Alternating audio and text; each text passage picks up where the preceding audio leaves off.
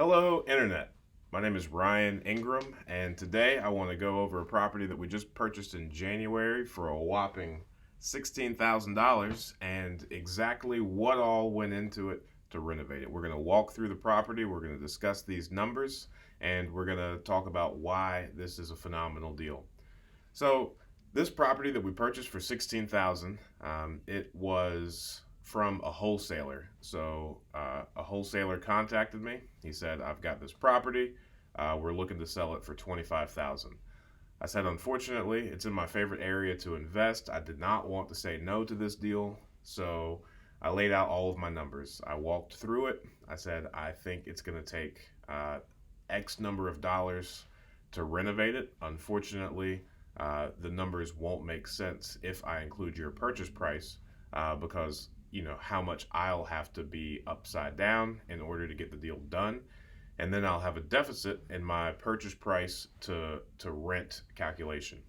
So I was able to get the price down to around 16,000, and from there we were able to start the rehab and make this into just an absolutely fantastic property.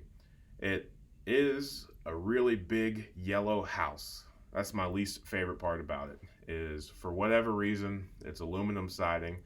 They painted it this mustard yellow color, and there's brown trim. It's really ugly.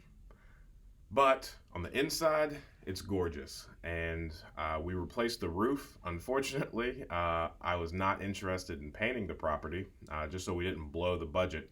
So we had to go with another brown roof. But we have a brand spanking new brown roof on both the house and the garage. So let's talk about these numbers. As I mentioned, we purchased it for 16,000. Our total rehab was $35,436, and that money went into the mechanicals, new plumbing, new electric, and new paint throughout the whole place, even a new bathroom and kitchen. So I'm going to try to show some before pictures really quickly right now, just so you can really appreciate it as we walk through it.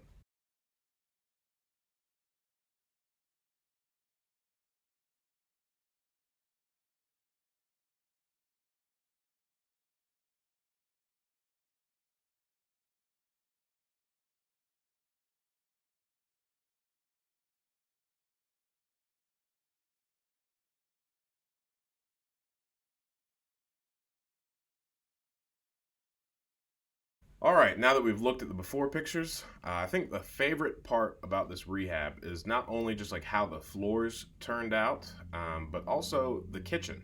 It was a disgusting tiny kitchen with two strange cubbies on either side.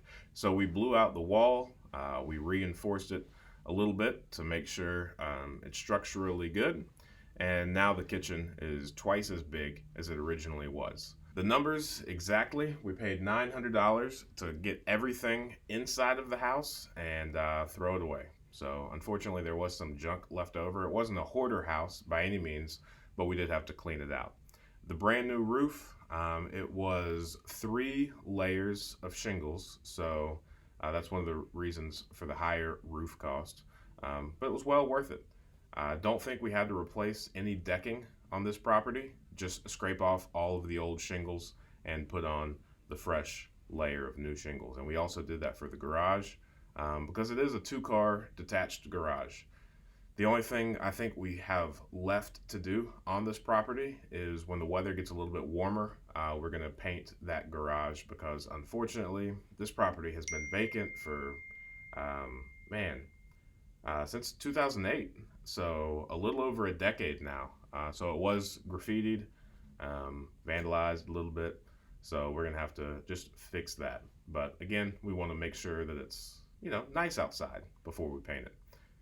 The HVAC, we put in a new furnace and also a new air conditioning unit. That cost us $4,400. For water, we installed a new service line and new plumbing throughout, and also a new water heater. That cost a total of $3,900. The cool thing about the service line is we didn't actually have to do it. We elected to do it in order to have a better performing home. So the existing uh, service line, it was still working. It was a galvanized pipe, so it was very corroded. It was corroded down to about the size of a pencil. That's what would, I think, fit through the pipe. So we had water pressure just fine, but we didn't have the volume that we were anticipating. So we went ahead and replaced that so that the entire house could have a very high water pressure. We replaced that with a copper line going through underground, and as soon as it hits the inside of the house, it's PEX throughout. So that's a really cool thing that we were able to do. And then I said new electric earlier, but I was wrong. It's 1150. What we did is we replaced the panel and the service line. So it's not new electric throughout the house. There's not any knob and tube. It was already upgraded to Romex. We just went through and put in new service from the street to the house. And then deforestation. As I mentioned, this is something that it's painful to write such a check to cut down trees, but at the same time, it makes a world of difference on these abandoned homes. So we paid $1,550 for a few guys to go in and just cut down every single tree in that yard. And the reason for that is just, it's been vacant for over a decade. So we had a bunch of vines growing up the house. The backyard was just being overtaken by a bunch of just vegetation growth. So we had all of that cut down. And then the rehab, I used my favorite contractor on this property. We paid him $17,000, and that was redoing the flooring, putting in a new kitchen, which knocking down the wall. He did a phenomenal job on those. Fixing the drywall everywhere needed, putting in a new bathroom, and painting the full house. In addition, he also painted the basement. We did this really cool thing. It turned out great with this house. It's a big basement. I think it's got about 8-foot ceilings or like floor joists. The basement depth is about 8 feet, I believe. So it's comfortable to stand up in, even with the ductwork. Everything above eye level, we painted black, and then the walls, we mudded it, skimmed it slightly, painted everything white, and then we painted the floors gray. It turned out really well. It's going to be an awesome place to, do laundry and otherwise just hang out. It's really comfortable. All right, so now that we've talked about the numbers for a little bit and we looked at some old pictures, let's take a look at the house now. As you can see, we've got a new roof, new electric service, and we even have a new roof and new electric service on the garage. It's a detached two-guard with overhead. There's a little bit of graffiti on it, but we're going to get that fixed as soon as it gets a little bit warmer here. So I'm really proud. Again, like I said, we bought this property for $16,000, and we've pretty much redone the entire thing. We also have a new AC unit. So the full HVAC system is all new. So let's go inside and check it out. All right, so here is the kitchen that we just finished. New cabinets. We've got tons of space for a refrigerator here. And the contractor, he actually found similar LVP flooring, got some laminate, and did some custom countertops that's also pretty wood-like. So the living room area, we've got a new ceiling fan. We've refinished all the floors. One of the real treats I found about this house is all the original wood trim work. It really isn't damaged much at all. We did keep the older windows because a lot of them are still functional. And even when it got pretty cold, they weren't too drafty. So we've also got here in the living room, the house was built in the 20s back when overhead lighting wasn't really a real thing. So this room will be pretty dark, but we've got an awesome fireplace here. It is, you can use it if you'd like to, but we're going to really urge people not to. The stairs also finished really nicely.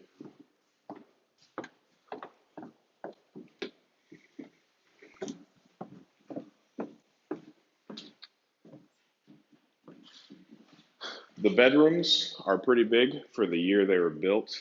We also have original doors and the original hardware. We were able to salvage those, and it looks pretty good. The closets are kind of, they're okay. They're a decent size, but again, a different era is when this house was built. Um, Another one of my favorite things about this house is the kind of built-in cabinetry here in the hallway. So we got a new bathroom. I'm not so sure we could fit. Um,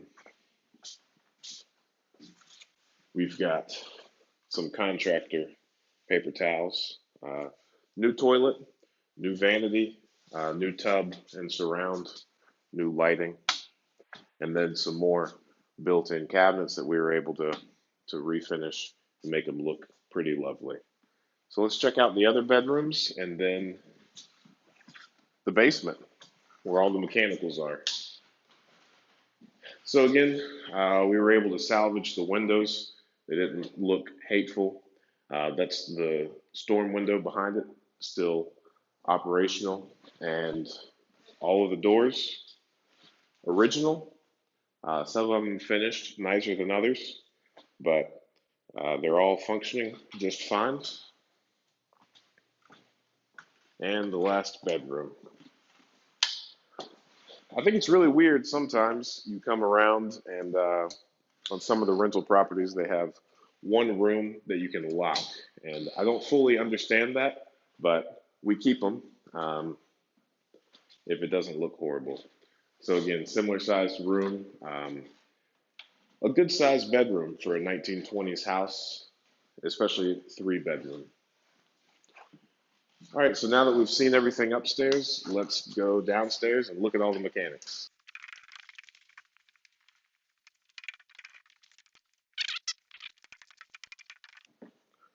All right, and here in the basement, we tried something new on this one.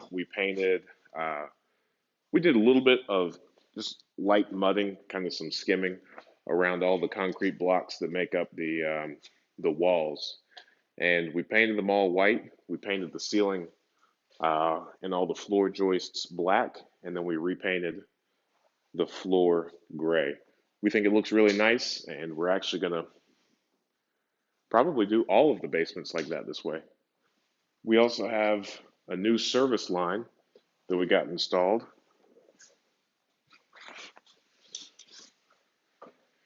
So the service line, it's new. We've already painted it white, but it comes in here. So the new water service is copper underground, and then as you can see, it turns into PEX as soon as it comes inside. So we've got 100 pounds of water pressure in this house. I hope you enjoyed that as much as I did. I'm a huge fan of real estate. But before we end this video, let's look at the numbers a little bit deeper, just so you know what I'm making off this property. So we already discussed the total rehab price. So plus the purchase price, we bought it for $16,000. We're at a total of $51,436. That is more than we really like to pay. So a lot of what we do and how we analyze rental properties is based on the 2% rule. If you've heard of this, pretty much we like to rent out the property for a total of 2% per month of the total rehab price. So in this case, 2% of 51,436. That's somewhere around the, what is it, 1,020 range, somewhere there. That's a little bit too high for our market here. We just got this property rented, actually, which you guys don't know this, but I kind of rushed to make that video before they moved in. We rented it out for $900 per month, which comes out to be $10,800 per year. So as far as the 2% rule goes, we were a little shy. We came in right around 1.7%. But, we addressed things now so that we don't have to later, kind of like the service line. We easily could have knocked off a few repairs here and there in order to meet that 2% rule. But at the same time, because we redid truly everything about this house, then hopefully we have no maintenance calls for several years. So let's go over the rest of the expenses. On this property, we do not have a mortgage, so there's no monthly mortgage principal or interest payment. We're probably going to refinance this property later on so that we could recapture some of the money that we pulled out. This property does have an after repair value, or like a current market value, of anywhere between I'm comfortable saying 75,000 probably to probably 95,000, depending on the market. So that again would be, I think 75,000 is a phenomenal price if we were to sell this to another investor. If we were to sell this recently rehabbed home to somebody to live in, we could probably command or ask for a higher price. But if we were to package this with other properties that we own and we attempted to sell all of them, that would probably decrease the price a little bit, more so to the 75,000 range. But again, like if we wanted to just sell this particular property, kind of like a flip, we would shoot somewhere for the 95,000 range. So we do have a good bit of equity in this property. So with the monthly rent at 900 and the annual rent at 10,800, then our property management fee, it is $72 per month. It's 8% of the monthly rent, which comes out to be $854 a year. Hope I did that right. Let me step over here so that I could cheat a little bit. 864. I was close, internet. I was very close. All right, the insurance that we pay, again, I know a guy. It's $504 per year, which comes out to be $41.92. The taxes. The taxes on this property have a little bit of a backstory. So this is going to be skewed a little bit, but for a while, Dayton had this program called lot links, where if a property was vacant for at least 2 years, if it was at least 2 years delinquent on taxes and the utilities were off, you could put in an application with the city. They would do a board of revisions foreclosure, and then they would foreclose on the property, take possession, and then deed the property over to a new owner. They would wipe away the back taxes. Once the city took possession of the property became exempt from all taxes until the city doesn't own it anymore. So it's going through this property in particular. It was acquired by someone, not me, via this lot links program. A lot of times what happened in the lot links program was people took possessions of properties and then they really underestimated how much work was involved in getting it back up to speed. So somewhere along the lines, the property just kind of fell off. So I was able to acquire this property from a wholesaler, and that wholesaler did buy it from someone who got it from lot links. So currently the taxes are $120 per year, but they will increase. It's just a matter of time once the city comes back and appraises it. But right now, the taxes are $10 a month or $120 a year. And again, I know that's going to change. So those are all of the expenses that we have on a monthly basis. So that takes our cash flow to $776.08, or our annual cash flow to $9,313. So it's a great property for us. It's going to cash flow tremendously, and it's going to be maintenance free for quite some time. So thank you for watching the video. Thanks for taking a look at the numbers. It's my intentions and hope that more people get into real estate, especially here in the Dayton market, because again, real estate is just such a phenomenal way to build wealth, to replace your active income, and just overall help the community. So if you have any questions, please comment below. Hit the like button, of course, and even subscribe. That would greatly help me in making more content in the future. So let me know if you have anything you'd like me to discuss. If you have any questions about the property, I'd be happy to answer them. And if nothing else, I look forward to seeing you next time. Thanks.